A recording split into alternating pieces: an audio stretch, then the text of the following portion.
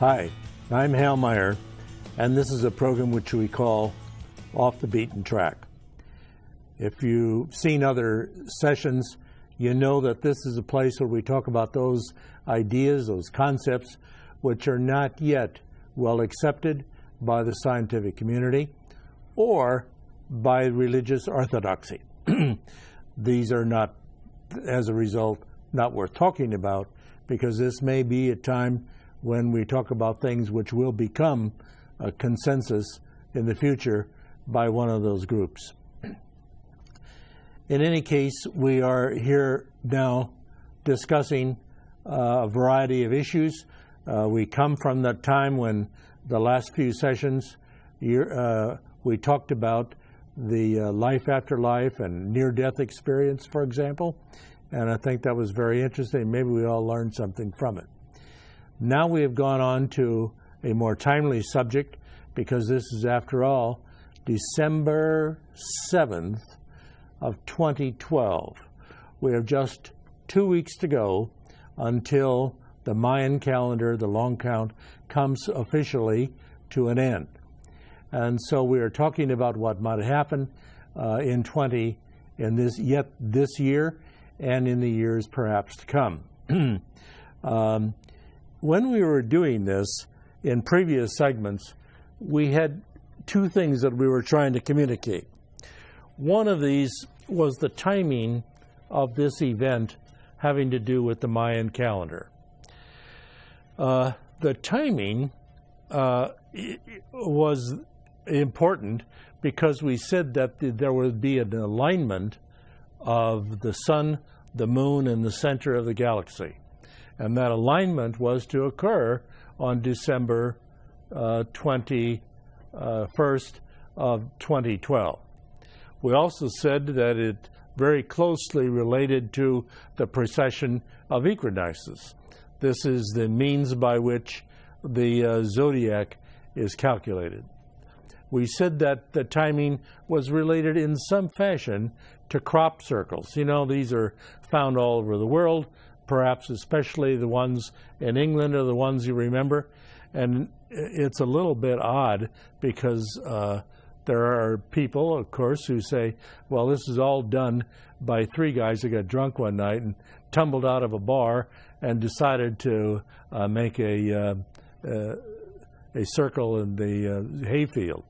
Well, if you're still stuck with that idea, and some of them probably are due to that, if you're stuck with it completely, however, you probably don't understand crop circles yet, and I would encourage you to look at that.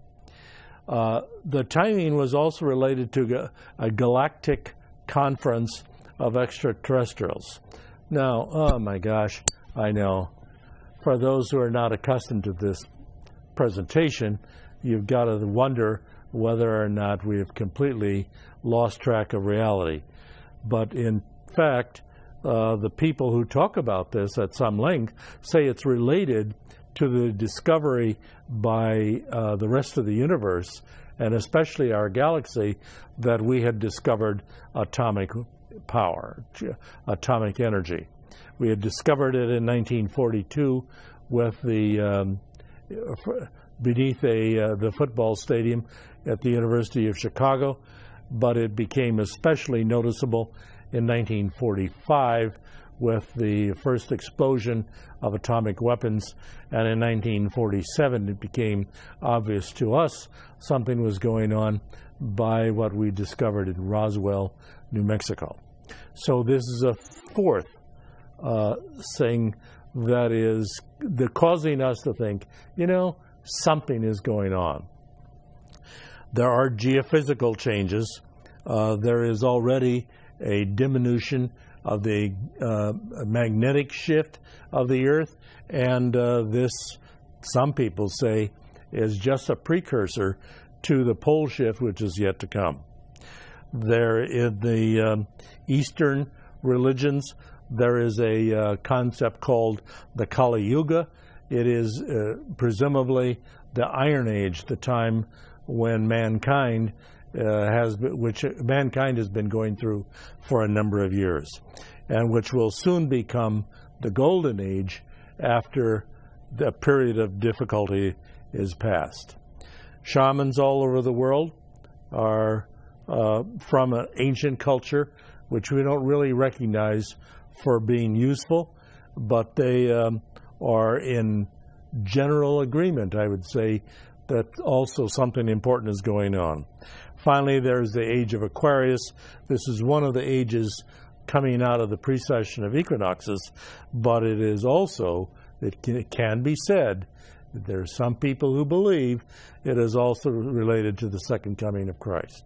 So we're going to go, so these are the timing issues that we have already gone through. And we can come back in more detail on all of them. But there was a second issue that we covered. We covered the issue of, well, so what? What's happening? In other words, we've got a timing down, but with all the conversation that's been going on, there must be something important happening out there. Well, there are those who say, actually, one of the things that are happening are the solar flares coming out of the sun. And to some extent, that is, what's so remarkable about that? The sun has flares up from time to time. It has an 11-year cycle, and maybe we're just coming up or going through one of the end of a normal cycle like that. But the people who talk about this are not talking about a natural, normal event. They're talking about an event of massive change and difficulty, a great flare-up of the sun. And for that reason, we'll see whether or not something like that is going to happen. Another happening, we said in our previous conversation here, was that, well, some people say this is going to coincide with a World War III. Now you say, gee whiz, come on, we haven't had a World War III. Not so sure that we're going to have one now. But, as a matter of fact, a lot of things have been occurring. So, Nostradamus, who nobody really understands very well, is, however, in the most recent exposition of his works, has talked about a World War III beginning in 1989. Well, what did happen in 1989? Possibly nothing at all. It could be, I have to make sure this doesn't collapse on me. In 1989, what there probably was planning for Iraq. And in 1990 was the first Gulf War in which that was involved. In the 20s, of course, we began to worry about Afghanistan, and in more recent times, we worry about Syria. We worry about Israel and Iran. We worry about North Korea. And so it is possible to say, not only is this a future event, it is in fact happening now. An event which is presumably to be over not until 2029. And we can talk more about that. We want to talk eventually about Garabandal and Fatima. These are two events in which the Virgin Mary was said to appear to children, first in Portugal and then in Spain. We're going to talk about the possibility of the rapture. I understand less about that at this particular moment, but hope to be able to talk about it in the future. In any event, when we do, we will all also talk about biblical prophecy. And this is a hard thing for me to, it is not hard to handle what is said in the Bible, but it is very hard to put into a proper context. And as proof of what I'm talking about, the fact is that the context, which is often talked about insists on timing, which almost never turns out right. And people have embarrassed themselves by writing books endlessly about when the biblical prophecies will come to an end. Okay, but that's only the beginning. What else is going to be going on out there? Well, how about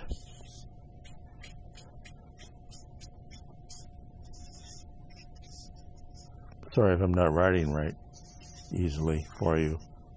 Consciousness.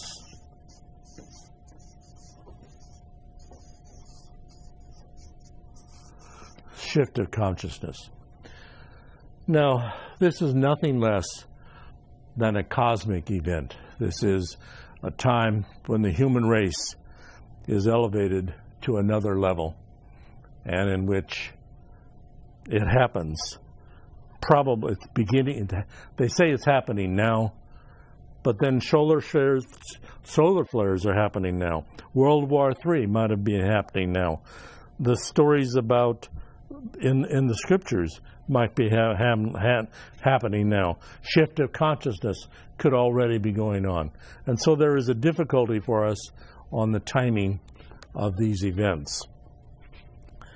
I want to talk in this respect about other things that could be happening, are happening.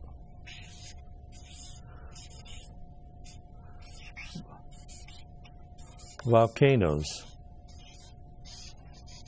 earthquakes. Well, now you say, okay, I got it. We're thinking of every difficulty and catastrophe that we could come up with, and we're just adding up to a whole list. And yeah, it's true. Volcanoes and earthquakes have been happening, but there are some people who think that it is happening at a rate that is unprecedented. Something is going on out there, and if you don't see volcanoes and earthquakes exactly on the surface of the earth, the people who are dealing with our oceans see a massive increase in the number of volcanoes, about vents opening up beneath the sea, and a change in the temperature of the oceans. So that's at least something. That's another timing mechanism, but it's going to be happening during this period of change and evolution. There is as I said, a magnetic and pole shift. I'll have to be able to write that later on. Now, the magnetic shift, you understand, we have a north and a south, and so what this presumes to show us is that a day will come when there will be a south and a north, that there will be a shift of the magnetic poles. But it seems to, in some people's eyes, they associate that with a pole shift. That is, a time when the earth, at the core of the earth, is, let's see if I got this right here. There is a time when the core of the earth is moving at a rate that is slower than the one which we normally expect, slower or faster than the crust. And the difference between the speed of the crust and the speed of the central core creates a friction, and the friction shows up as volcanoes and earthquakes all around the world. There is finally another one to mention, and that is the appearance of ETs. We're going to go into that in considerable detail as well. So they say that this has been happening, and there are hundreds of thousands of cultures and communities from all over the galaxy and the universe gathering here to see how we will handle our difficulty. Okay? So that's what's happening. We've covered timing, we've covered happenings, and we're going to come back to each one of these things. But now we have to make a decision. And the decision is this: are we going to continue with this kind of an outline? Are we going to continue with the story about death and destruction, which is what these things lead to? Or are we going to talk about those things that can prevent it, which is love and life?